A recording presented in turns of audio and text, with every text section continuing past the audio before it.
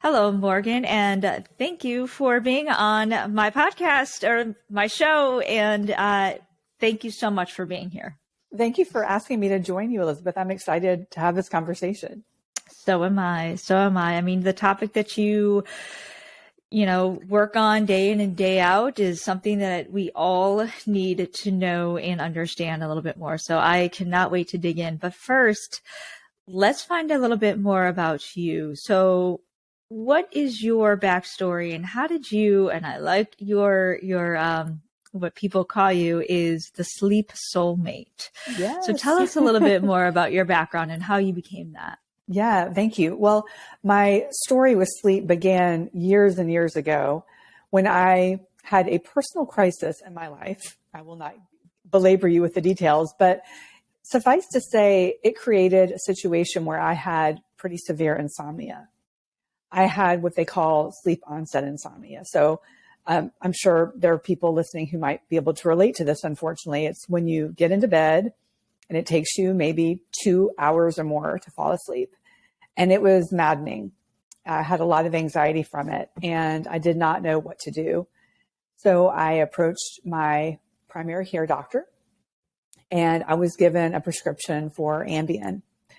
And I took it pretty much every day, every night for about 8 years.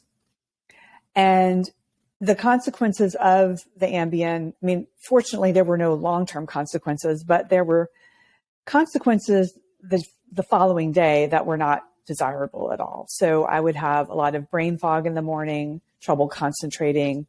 It actually started to create problems at work for me because I had a job at the time that required me to write very fast, after an event happened, like a PR job, and I had to put something out very quickly. And I would just sit there at my computer, just like, what do I say? Because I had such brain fog. And as I began to, research sleeping pills more recently, I came to find out that about 80% of people do have residual side effects the next day after sleeping pills. But despite the fact that I had these side effects, I continued to take them for about 8 years. And what really was the turning point for me and saying I've had enough was when I met my now husband. We were just starting to date. And he said, listen, it really freaks me out when you take that pill to sleep because you turn into a zombie. You're not yourself. And it was like the moment of truth, Elizabeth. I was just like, uh-oh, something's got to give here. So I decided to stop taking the pills. Now, I do not recommend this approach to others who are on a prescription sleeping medication. I just stopped. Okay. So when you are going to stop a sleeping pill, you really do need to lock arms with your prescribing provider and get some kind of a plan. And it's also helpful to have someone in your corner, like a sleep coach, to give you accountability and that emotional support.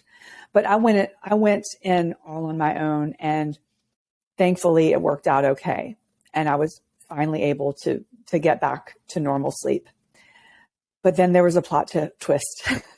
The plot twist was March of 2020. I think we all know what happened at that point. Mm-hmm. We were right in the early stages, the first month or two of the pandemic. Nobody knew which way was up. And my sleep started to suffer again. And I got worried because I did not want to go back into full-blown insomnia. So what I started to do was looked on Dr. Google, how to get better sleep, all the sleep hygiene tips and all that stuff. And I was able to get myself back on track. And I was so excited about what I was doing, learning and just fixing my own issue, that I started just organically sharing on social media some of the things I was learning. And I came to find out at that time that a lot of other people were struggling with their sleep as well. So late in 2020, I had a revelation that I can no longer just keep all of this amazing sleep information to myself. I need to make it my mission to help other women with their sleep. And that is how my sleep coaching practice was born. Nice. So that's the story, long and winding story. Well, a lot of it should always come from our own story, right? What we went through and how we can help others avoid that. And I always like to say, you can take the pandemic with what you will, right? It either hurt you or it shaped you. And I took it like you. There was a moment that there's something in me that I needed to get out this podcast. So, it's something that basically it gives you pause and aha moments. And and I think it's just because of what did transpire in terms of things that are chaotic. We don't know what tomorrow's going to bring. And so if not now, when? Right? Exactly. So I'm glad that you were able to, well, not glad that you had to go through that, but also glad that your story and your personal journey is helping so many others out there to, avoid the pitfalls of insomnia. Yeah. And so really quick, because I know when you got off of the drug, because it's a drug, and I know that a lot of drugs, when you get off like cold turkey, you have some, like residual effects of that too. Not just residual, but just like effects that happen. So is there anything that you could give or let my audience know if they are deciding to do that outside of going to their physician, obviously, to understand? But is it, you said, arm yourself with a coach as well. Is that something that's more helpful than not? Yeah, I really feel like the prescribing provider needs to actually help provide some kind of a taper schedule, because usually with these types of drugs, you want to taper down. You want to cut the pills in half, in a quarter. Sometimes you can actually get a liquid form of these drugs where you can titrate it in that way, because the pill cutter isn't always super precise. Right. So, I'm a big fan of going slow. And also, the physician or the healthcare provider can give you that schedule, but they're not usually going to hold your hand through it and give you the accountability. And that's where a sleep coach comes in, because we can be there with the client, cheering them on, just being their accountability partner, because it's really tempting when you have a bad night of sleep it's 1 a.m. You want to reach for that pill, right? And to have someone, who's been there with you. Like, not all sleep coaches have gone through my journey, but I can definitely empathize with the woman who is sitting there, at 1 a.m. going, should I take this pill? Yeah. So I definitely recommend, if somebody is considering going off the pills, number one, you can do it. There is hope. You're not like doomed to take the pills forever. Right. But just have a lot of grace with yourself and seek support in whatever way, shape, or form that looks like for you. Great. Thank you. Yes. And I completely agree. We don't want to be dependent on these man-made chemicals, all of that stuff that gave you brain fog, then who knows what it's giving other people. So something to kind of wean off. So that's, And one thing that I'll share with you that I recently learned is that in 2013, Ambien's dosage directions changed for women. So in other words, they figured out that women were getting, quote, overdosed, hence a lot of those side effects. And so they changed the dosing requirement for women. So that was like, wow, okay. I spent this whole time pretty much under the influence of Ambien on a dose that was meant for a man. Oh, goodness. Yeah. Our chemical, it's all different. Yeah. Yeah. So, and also I came to learn recently that in 2019, Ambien, Lunesta, Sonata, those pills are part of a class of drugs called sedative hypnotics. They were all given a black box warning because not necessarily of the brain fog, which is, not desirable, but and you've probably heard these reports on the news, but literal like tragedies have happened because of the sleeping pills. People getting in their cars, people hurting their loved ones, like, in a very violent way. The person is not aware that they're acting out violently against their spouse. I mean, it's a very scary scenario. And I don't think a lot of people realize the gravity of this drug. And not to say they should never be prescribed. I don't want to come across as they should be banned forever for life, but these drugs were actually only meant to be used for about 2 weeks, according to their package insert. It's meant for short-term use. So if you're going through a divorce, there's a death in the family, a job loss, that's an appropriate time to lean into a drug like this for acute situations. But the problem is that when your primary care doctor prescribes something like this for you, they are often not going to give you a plan upon which you're going to stop taking them. They're just like, refill is needed. Right. And that's not the correct way to do it. In fact, interesting story. I was being interviewed by another podcaster recently. She approached her doctor years ago and said, "Hey doc, I'm going on a trip to New York and I might have trouble sleeping. Could I have some sleeping pills?" He gave her sleeping pills because she, quote, might have trouble sleeping while traveling. Like, so nothing else. That was it. That was easy. It. And I believe she started taking the pills, and, she didn't really want to keep taking them, but then she, was already on them. So, and I understand where the doctors feel pressure, because doctors are graded, quote unquote, online on these, if I come to a doctor and I expect a pill and I don't get it, I don't get what I want, I could potentially go online and give that doctor a bad review, and that hurts the doctor's salary perhaps. So I totally understand what kind of position the doctors are in, Right. So we just have a systemic problem on our hands, and it starts with like medical school, education. Doctors only currently at this point are getting about 2 hours of sleep science education. Yeah. And we so they're not even, they're using probably Ambien and doing all of that stuff too. Exactly. Exactly. Yeah. Yeah. No, thank you for explaining that a little bit more. Again, all medication is okay for a certain amount of time and okay for a certain amount of things. But I also like what you do and what we do in terms of arming our clients with knowledge, right? It's the knowledge that they could take on their own, so that some person like that podcaster didn't have to go to the doctor, because then she would know what to do in order to help outside, like alternative methods outside of that. But we don't know that. A lot of people don't know that. So it's now we need to have more infiltration of that knowledge. And speaking of knowledge, I'm going to kind of like rear back a little bit of because we all know sleep is good, right? Quality sleep. And if we don't get enough sleep, it's bad. Can you kind of go into maybe a few of the reasons why we need good quality sleep?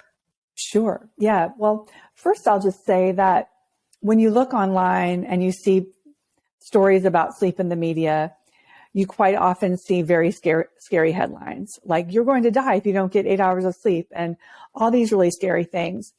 I really just want to share for the folks out there who may be struggling with their sleep to take this with a grain of salt. Because a lot of these studies, long-term studies done where they basically have data showing lack of sleep does this, that, or the other. Some of these studies are not very well designed. So we have to take them with a grain of salt. And I really believe that these studies and the media being showing these studies, these are really meant for people who are willingly sleep depriving themselves, who really need that kind of wake up, like sleep is important. Right. But the people who, and I mainly help insomnia clients. So when I talk to these folks, they're like, "Oh my gosh, I saw this article. I'm really scared now." Yeah. So for the people who are seeing these articles who have insomnia, please take it with a grain of salt. And because this just makes you more anxious about sleep. And when you're already anxious about sleep, being more anxious just spirals you. All that said, I will talk about some of the benefits of sleep. And I'd like to focus on all the awesome things that can happen when you get good sleep versus all of the scary things. So first and foremost, I think that our brains are getting, a cleaning overnight, especially in that deep sleep. We have a lymphatic system in our brain, and that is basically like a deep wash every night for your brain. So getting those toxins out. Good sleep helps with your immune system, helps with your hormone regulation, your heart health, your emotional regulation. It keeps you more even keeled. It helps you be more empathetic, helps with athletic performance, muscle memory, prevents you from getting injured. I mean, the list goes on and on and on. I mean, it makes your skin more beautiful. There's literally like nothing that good sleep is not going to affect. So it is literally, I believe, the foundation of health. And we think about the three pillars of health being nutrition, movement, and sleep. And I feel like sleep has had a bad PR manager for a long time. And you should step up to the plate. I am there. I am taking it. Yes. I'm taking that baton because I really want to get across to folks out there listening that sleep is the foundation upon which those pillars are built. Without good sleep, we are not going to be able to, do our strength training workout effectively and we're going to risk injury if we're sleep deprived. Without good sleep, we may end up overeating because our hunger hormones get dysregulated. So it's just so critical that we really revere sleep as that foundation of health. Hear, hear. Yes. I personally, I usually get good sleep. I'm one of those that hit the pillow and I conk out like right away. A little bit of distraction in getting up to go to the bathroom and maybe my cat sometimes banging on the door. But otherwise, I usually am rested for the most part. But I know when I don't get enough sleep or that I don't get quality sleep, right? And we'll talk about that in just a second, but it does have an effect. I'm either irritable. I don't make the decision of, the eating, the nutrition part, but I know that I'm irritable. I can't focus. There's just a lot of things that happen. And obviously, yes, it's a regeneration, right? It's a regeneration. Our bodies need rest in order to, replenish what we're doing in terms of like maybe working out and fitness. Like our bodies need to rest with that as well as our brains. So I hear that. I know the effects of that. So, so going back to quality versus quantity, I've personally, when I talk about sleep, I always say quality over quantity. And can you speak a little bit about what that is in your, how you talk about that as well? Sure. You're bringing up a really great point, Elizabeth, because people are, I think, often overly fixated on the quantity. There is a lot of talk about you've got to get 8 hours of sleep. And the reality is that not everyone needs 8 hours of sleep. The National Sleep Foundation recommends 7 to 9 for healthy adults. And really not every single person needs even 7. Right. I mean, it's great to get 7, but there are people who function pretty decently just shy of 7. And there are also people who need more than 9. So 7 to 9 is that kind of sweet spot. And I think 8 since 8 is between 7 and 9, I think that 8 sticks and then it just gets perpetuated by the media and by people. So I would much rather see somebody get 6.5 hours of quality sleep than 8 hours of just kind of so-so sleep. Mm-hmm. So if we take a look at what quality sleep is, there are a few different parameters we want to look at. First, we want to look at like how long does it take you to get to sleep? So generally speaking, a really good amount of time to fall asleep would be like 10, 15 minutes, maybe 20 minutes. Wake ups, let's talk about those because my clients get very upset about wake ups. And I have to constantly remind them that it is normal to wake up a couple of times during the night. And as we get older, those wake ups become more prevalent. We could wake up as many as 9 times at night by the time we're like 70. Fortunately, we don't usually remember those brief awakenings. Those brief awakenings typically will happen after you've completed a sleep cycle. And really, they were designed, I think, long time ago, evolutionarily speaking, to scan our environment for danger. So we finish a sleep cycle, scan the room, everything's safe. There's no saber-toothed tigers chasing us. We go back to bed. The problem with the wake-ups becomes when somebody can't get back to sleep and they start to ruminate and worry. That becomes an issue. And that's typically what most of my clients are dealing with, is that worry. I'm not going to be able to get back to sleep. Another parameter of quality sleep is really how you feel in the morning. Not necessarily right away, because what we need to consider is the fact that we all wake up with a certain degree of sleep inertia, which is that sleep grogginess, sort of sleep drunkenness that you feel. So I usually tell the folks that I work with, before they write in their sleep journal and rate the quality of their sleep for that night, is to wait about a half hour or an hour, so that sleep inertia has worn off. And then once that is worn off, you can kind of make a better assessment for how your sleep quality might have been.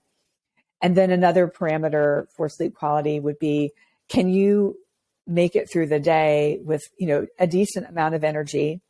You're not constantly relying on caffeine hits to get you through the day. So those are just some, signs that your quality is pretty good. All of those things. If you're falling asleep in a decent amount of time, you're not waking up too many times a night. Now, there's like a whole other talk we could do about wake ups and how to troubleshoot and what those may mean, but not to fret if you have 1 or 2 wake ups a night, because honestly, like I see, because I'm in sleep, the world of sleep, I get fed a lot of ads on Instagram about sleep, like take this, take that. And I can't tell you how many times I've seen the copy of the ad say, this pill will keep you asleep all night long. Right. It cannot happen. Realistic. That's not what we're aiming for. It's just setting us up for unrealistic expectations. Yeah. So what actually this came to mind, that happened to me this morning. So yeah, I normally can go to sleep right after, I wake up. Again, I have that, and there's days that I don't, and I worry and ruminate just like that, but not many. However, I had to have been into a deep sleep. So what I do is my schedule is I have a wind down, 8:30 to 9. And again, this depends on if I'm, going out, which I don't do often, but normally I'm in bed 9:30 and fast asleep. I always set my alarm at 5, no matter what. So I get up. So this morning I remembered that I didn't hear my alarm going off at first because I'm in REM. I actually was dreaming. So maybe this is the question, I don't know if you can answer, but what happened? Because this morning, I felt discombobulated. Like I felt like brain fog and just the time sequence of things going, I was like, all right, I'm just, and I think it was the effect of, I was in deep sleep and my alarm woke me up. So what happened when that happened? Well, I think based on what you're telling me, it sounds like you might have been in REM sleep. Yeah. And it woke you up. Yes. Because usually, not to say we won't get any deep sleep in the morning, but our deep sleep is sort of chunked in the first half of the night, before like midnight. Our REM sleep is more predominant in the early morning hours. So what I think might have happened to you, Elizabeth, is that you were woken up right in the middle of your REM. And that's what created the grogginess. You hadn't completed the whole cycle. You hadn't gone back into light sleep. And that happens. Yeah. It happens to all of us. Okay. So, again, I was just so angry because I'm like, I'm getting my sleep and here I am like groggy and, brain fog and I needed to anyway. So I just wanted to bring that up because I wanted to make sure that it's It's not a chronic thing. Obviously, it's not like I'm, sleeping. And if it was, I'm sure you would say this as well, is probably maybe not do your alarm at 5 a.m. Maybe something you should shift around, something like that. Because then it's more your body telling you, no, you need a little bit more sleep, or is something like that. So that's I love listening to my body when it tells me to go to sleep. Cause I mean, literally at 8:30, I'm like, yeah, I'm ready to go to sleep. But yeah, and for the most part, it's weird how it feels like it's just automatic. So that's my body telling me, but then waking up, I don't know if my body is keeping up with what the alarm is saying. You know what I'm saying? Yeah. Like if I didn't have my alarm going off at 5 every morning, what would that look like? Yeah. Would my body say it's going to be 6? Is it going to be saying it's 4? I don't know. Well, technically we should be able to not wake up to an alarm. Our body should just wake up naturally. Yeah. So you may want to experiment with just not having an alarm and seeing so it sounds like your bedtime is pretty regular, which is great, which is excellent. So if you're going to bed around the same time every night, chances are you're probably going to wake up at the same time every morning, give or take a few minutes. Okay. So I think it would be interesting for you to just experiment without the alarm to see when your natural wake up time would be. Okay. I'll do that tonight. Yeah, try it. Yeah. It can be a little tricky for people who have very rigid morning routines as far as like work and kids. And if you have a job or kids, sometimes you can't help but just have to rely on that alarm. But I think it's a really good test, a little experiment if you have like a long weekend where you can have no alarm and just see how long your body wants to sleep. And that may be indicative of really the amount of hours you personally require. So, yeah, I'll try that. I mean, Sundays are usually, I'll have a little bit more of a morning time, so it won't affect it. So yeah, I will do that. I will take my alarm off, and it might even help, not knowing what time it is when I do, because I try it. It's going to be funny, and I know I'm going off topic here, but it's when I get up, how my alarm is like right next to me. When I go back to bed, I literally shut my eyes so I don't see it. Because I don't, first of all, I don't want that light. And second of all, I don't want to know the time. Because then I'll be that ruminating will be like, oh my God, it's like 12 o'clock and am I going to get back to sleep? So then I don't know if other people do this, but I literally will not look at my clock just for those two reasons. Well, I have to tell you, you have a lot of willpower to not look at the clock. I try. Self-regulation is top of game here. Well, because that's one of the things that I work with my clients on, because quite often they'll have like a 2 a.m. wake up. They'll look at the clock. It's sitting on by their bed, and they're freaking out going, oh my gosh, I've only got 4 more hours to sleep. So my recommendation for folks is to have your alarm across the room so that you can't see it. And then if you have to get up to the alarm, it doesn't sound like you have this problem, but a lot of people have a problem with snoozing, which is really not good for your sleep quality. Yeah. But the solution for that, if people are out there listening and they're snoozers, this technique of taking the alarm across the room helps with the snoozing, because you literally have to walk across the room to stop the alarm. And your feet are already on the ground. Why don't you just get up for the day? Right. And if you hit that snooze and go back, you have problems. that could create a big problem. So I think it's great that you're able to kind of shut out like the visuals of the clock to prevent that heightened arousal. Yeah. Well, let's dive into, I'm not there yet, but I know a lot of my audience is, and I know a lot of your clients are. So what happens to sleep in perimenopause and menopause? Yes, it can be very tricky. So what we often notice is that women start to have, like, they sleep hotter sometimes.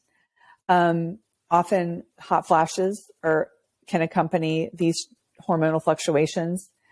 Another thing that I want to alert everyone to is the incidence of sleep apnea increases as women approach midlife. So what's going on here in a nutshell is that our female hormones are protective of our airways. And as we lose those hormones, so go our airway health. That's a very simplistic way of describing it. But this is why we find more incidence of sleep apnea in women in midlife.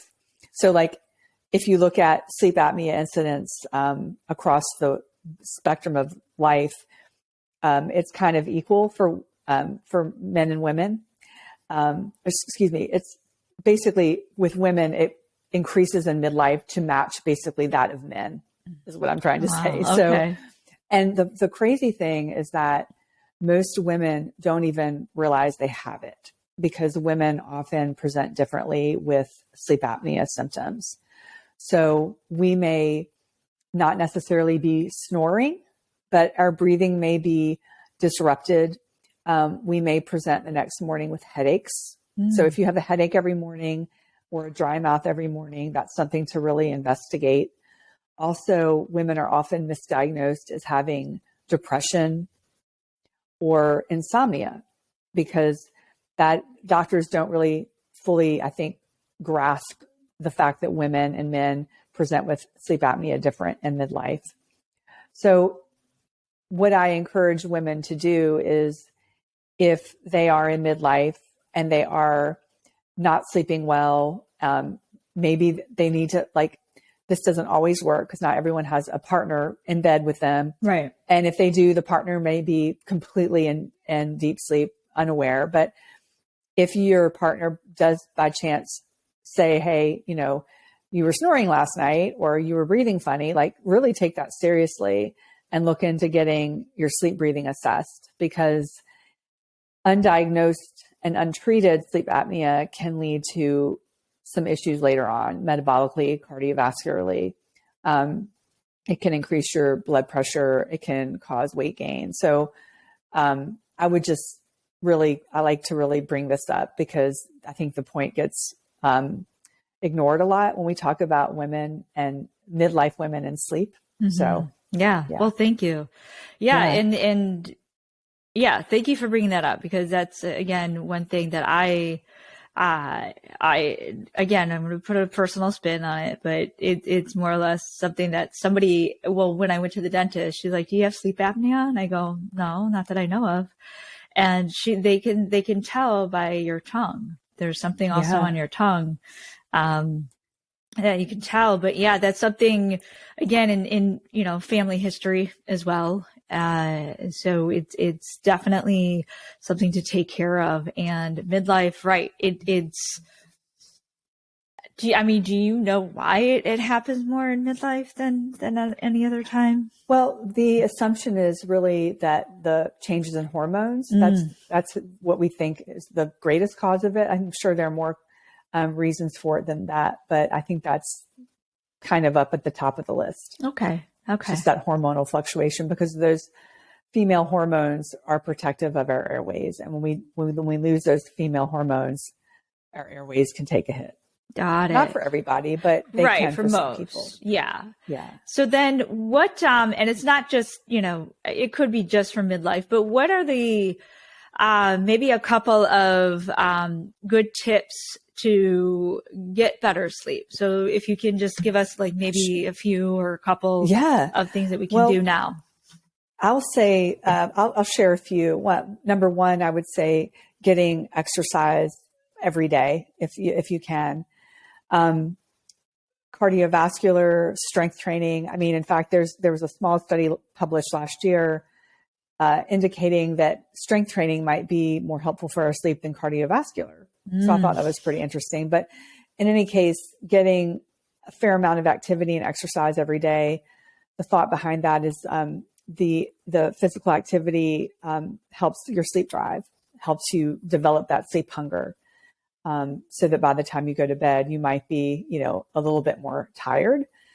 And also, I would say going out and getting natural daylight, natural sunlight as soon as you can in the morning, within, an hour of getting up, going outside for maybe 10, 15 minutes, taking a walk if you're able to. If you can't take a walk, you could just sit there and read the paper. Or do people read papers anymore? I don't know. I read a book. I read a book. But... read a book. Yeah, read a book or drink coffee. The key, though, when you go outside is to not have sunglasses on.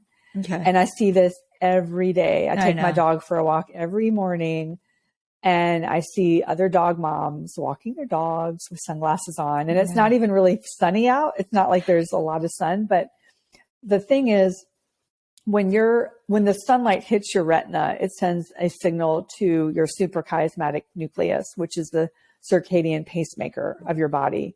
And when that happens, there's this beautiful hormone cascade. So your cortisol increases to give you energy.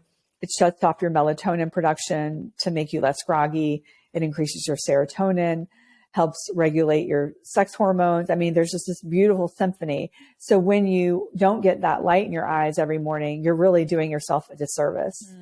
And it's a free intervention. It doesn't really require it requires sometimes a change in your routine for sure, but I think it's doable for most people. And then finally, we kind of touched on this a little, but not to this extent. It's wake up times. Wake up times should be consistent every morning, even weekends. Mm-hmm. So I personally, when I was much younger and I didn't know anything about sleep, I would get up every morning at 6 a.m. for work. And on the weekends, I would be out really late at night and I would sleep in until 9. So I had that 3-hour differential. And what that does is it creates social jet lag, which is basically this jet lag phenomenon, but you don't have even the benefit of traveling. You're kind of doing this to yourself. Mm-hmm. And how that translates into real world is you are probably going to have a hard time getting to sleep on Sunday, and you'll likely be groggy and low energy on Monday and possibly into Tuesday. So getting that regular wake up time. Now on the weekends, when I'm working with my clients on this, I give them sort of like an hour grace period. Yeah. So if they have stayed up later or they have gone out, if you are sleeping in an hour on the weekend, it's probably not going to impact your circadian rhythm drastically. So that's just one thing that I think is just extremely important, is that regularity. And they even found in a study that women who have 90 minutes or more variation in their sleep wake times have more body fat than women who have 60-minute window. So the more regular you are, potentially, the more metabolically healthy you might be. Amazing. Yeah. I completely, hear that around as well, but I can attest to that. Definitely. You can feel the effects of your, even if it's just one weekend, you can feel the effects of Monday, Tuesday, and finally you're fine, Wednesday, Thursday, but still it's you're losing a few days, right? Yes. So that's amazing. Yes. Now let's talk about trackers, because you said in the beginning, you want to understand when you're going to sleep, your quality of sleep, your times that you're waking up, all of that stuff. So how do you track that? Are you a fan of trackers? And if so, how do we track these things? Yeah, I am a big fan of tracking. I wear an Oura ring, and this actually, I think, I don't have any affiliation to this ring at this point. Maybe I will at some point down the road, but I really feel like it is the most accurate sleep tracker wearable out there for consumers. I also like the fact that I think there's more compliance because it's on your finger versus your wrist. They are right now, Oura is changing their algorithm. And what that's doing, it's making the sleep staging reporting a lot more accurate. So typically it had been about, 55% accurate for REM and deep sleep staging. And now it's about like 80% accurate. Oh. So I think that's for the beta testers. Yeah. But that's going to roll out to everyone soon. And it's fairly accurate for that. And I'm a big fan of a sleep tracker for most people because I think it gives people some data points from which they can change their behavioral habits. So for example, I'll use myself as an example here. If I'm trying to curtail my alcohol use and I'm looking at my data after 2 drinks at night and I can see my readiness drop, I can see my deep sleep scores diminish. Yeah. That is a motivator for me to like, hey, maybe next weekend, do not have wine. Right. So if you're the kind of person who can look at data and make interpretations and then act on, the recommendations, then it's great. The only set of people that I would caution against using a sleep tracker like this would be people who have pretty bad insomnia because they often have a lot of anxiety about their sleep. And if they find out by looking at their data the next day, they didn't get X amount or this or that, they might even be more anxious and it can create even more of a problem than they already have. Got it. So, but I think for the most part, sleep trackers are a really great tool if used wisely. Yeah. Yeah. It would be, yes, you would have to be in that, recovery state, so to speak, in terms of, the insomnia, like, okay, you recover, you're sleeping better now. Let's keep track of the sleep now that you're not, in that insomnia state anymore. Yes. So that's good. Yes. Yeah. I'm all for it. Or a ring. I don't have one, but, I definitely love tracking, love looking at the data and love tweaking every, what can I do? What, is there anything else I can do? Is there any, people like you, like who could I reach out to? So yeah, those tracking devices are definitely a telltale sign of really pinpointing to the most part. They're not 100% accurate, but like 99%. And so that is better than nothing. So definitely. Yes. I'm going to kind of shift gears here because I know that we're talking a lot about sleep, but this is a podcast about health and wellness and for women over 40 and just women in general. I know you've spoken about your journey through breast cancer. So if you could just tell me and my audience, if you want, and as much as you want, about your journey through that, and maybe it'll help some of my audience. Sure. Well, in 2018, I was 48 years old, diagnosed with stage 1 invasive ductal carcinoma, estrogen receptor positive. And I ended up opting not to go through conventional cancer treatment. So I opted out of chemotherapy and radiation, and I went to a clinic in Mexico called Hope for Cancer, where I was there for 3 weeks getting treatments 5 hours a day, vitamin C drips, hyperbaric oxygen chamber. And it was a really amazing experience to like get enmeshed in that world. I learned a lot of health practices that I still do to this day. And I had a very small tumor, and the tumor unfortunately did not shrink during this treatment phase. My blood work got a lot better, but the tumor still remained, and I kept tracking it once I got home. And I just got to the point where I was like, I want this tumor out. So I ended up getting a lumpectomy, and they took out the tumor. And then less than 3 years later, I was going to get a mammogram because I was going to have my breast implants removed, and they wanted a mammogram before that surgery. And the mammogram missed my first cancer in 2018. So when I was asked to do another mammogram a few years later, I was like, oh, I don't really want to do this because there's no point. Like, I've got dense breasts, blah, blah, blah. Well, I just went ahead and did it anyway. And I am so glad I did, because when I got that mammogram, I guess it was 2021, they found that there was a lot of what they call DCIS, which is ductal carcinoma in situ, which is essentially like stage 0 breast cancer or precancer. They found that in the other breast that had the the other breast from the one that originally had the cancer. And I ended up getting a double mastectomy, November of 2021. And I've been cancer-free since. Wow. I didn't do any other treatments. I didn't do any chemo or radiation. I just opted for the surgery, and I did not get reconstruction. So I am flat. Okay. Nothing there. Okay. No tissue. But it's been a real interesting experience because I've had to ask myself many times, why did I get this cancer?